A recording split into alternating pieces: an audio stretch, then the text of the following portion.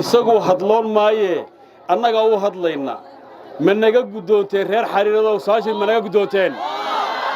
magaalada xariirada ee gobolka Salal ayaa markan si ballaaran loogu soo dhaweeyay wafdi ballaaran uu hogaaminayo musharaxa madaxweyne ku-xigeen ee xisbiga talada dalka haya ee kulmiye ahna wasiirka wasaaradda ganacsiga iyo dalxiiska Soomaaliland Maxamuud Xasan Saacad Saajin waxaana wafdigan ujeedada socdaalka ugu daarnaa ukurgalka iyo xogogaal noqoshada xaaladda deegaanada iyo qaar ka mid ah degmooyinka gobolada Awdal iyo Salal wafdigan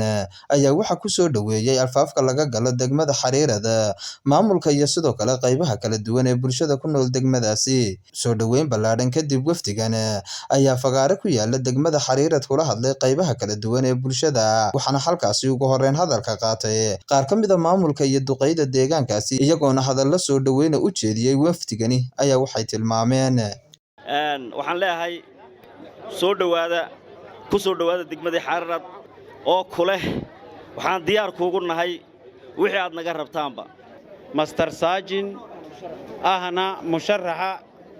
xusbiga kulmiye ee madaxweyne ku-xigeenka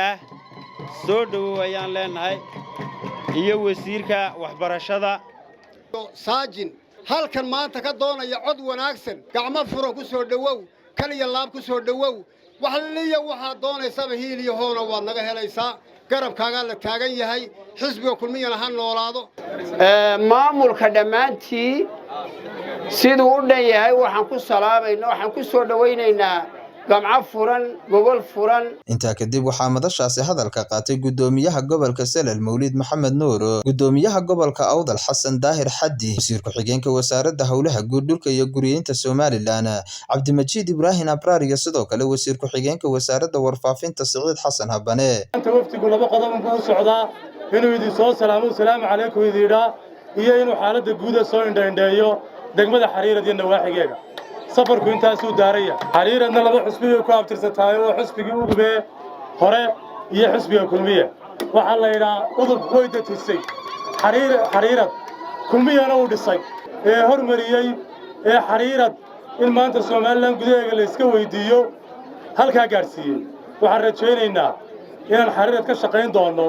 inay degmanimadeeduna sii korto oo ay dhiida ka kacdo oo ay tagto dhibcaha kale kor u leedahay ilaa ay bi ka gaarayso insha Allah bismillaah kariim halkan maanta waxaan u soconaa madaxweyne ku-xigeenka mustaqbalka wasiirka ganacsiga oo u abtirsaday halkan kaalintii aad ka geysanayseen baan xasuusintiina u soconaa waxaad ogtahay ma kuu sheegaa baan u soconaa maanta Saajin halkan maanta cid kasta uu kaga nasiib badan yahay waxaan leenahay iniga waxba la iniima sheegayo waxa xasuusinu waxa uu yimid maanta anaguna u galbinaynay anagoo inii wadna musharax madaxweyne ku-xigeenka xisbiga kulmiye Maxamuud Xasan Saacad Saajin oo ah nin reer xariirada oo inankiiniya idii adeer iyo abti intaba xariirad ka soo jeeda ilkaasaan idin wadnaa kulay waa sidii la soo sheegay waan xasuusinaynaa waqtigeediina inuu dhow yahay reer xariirad horena kulmiye u haayeen imikana waa kulmiye waxaynu ka warqabnaa inaynu muddooyinkii u dambeysay dalka waxaad arkayseen in muxuu ahaa ay mas'uuliyiinta dawladda nin walba uu deegaankii ka soo jeeday iyo gobolkii uu ka soo jeeday uu marayay suu xaaladooda iyo baahiyaadkooda iyo duruufahooda oo warqabo u soo ogaado sidaas la mid ayaan anagna halkan ku imanay waxa kale oo inta noo dheer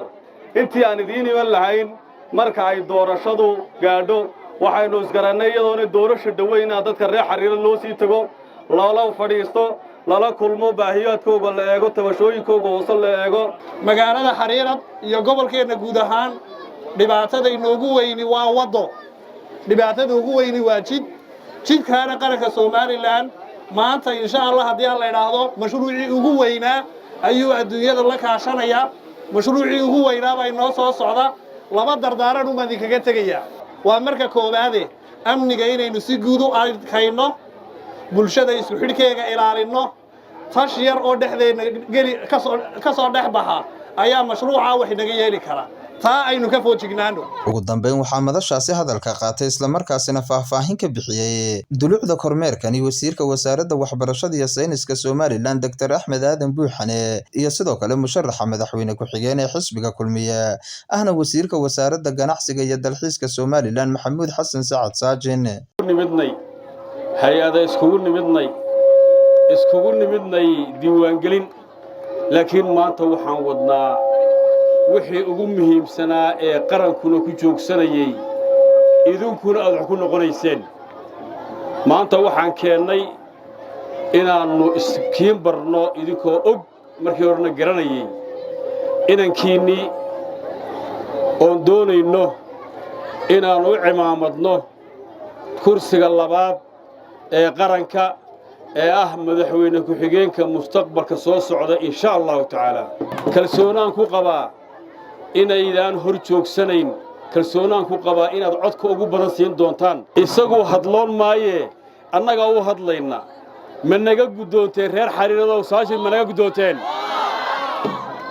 iigu celiya ma maqline shucuurta soo dhoweynta waxaa ka mid ah adkaysiga noocan oo kale ah waayo waxa weeye cadceedda xariirad maanta aad bay u kulushahay cadceeddaana waa taagantihiin taasaa waxa weyn qiimo weyn noogu fadhida waxa weeyaan halkan waxaan ugu yimiday abtiyaashay habaryarahay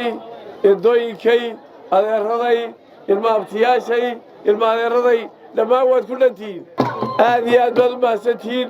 waxaan rabana waad garanaysiin anigu idiin sheegi maayo waa la idiin taataabtay laakiinse waxaan ogahay kollayto halkaad iga taagantihiin aad iyo aad waad mahadsantihiin. waa isku soo wada duubo wafdigan ayaa muddooyinkii u dambeysay kormeer la xidhiidha u kuurgalka iyo xogogaalu noqoshada xaaladda deegaanada ku marayay qaar ka mid a gobollada Awdal iyo Salal. waa Cabsalaan Bashiir Faarax Cabsalaan Saaha warbaahinta qaranka Somaliland magaalada Boorama.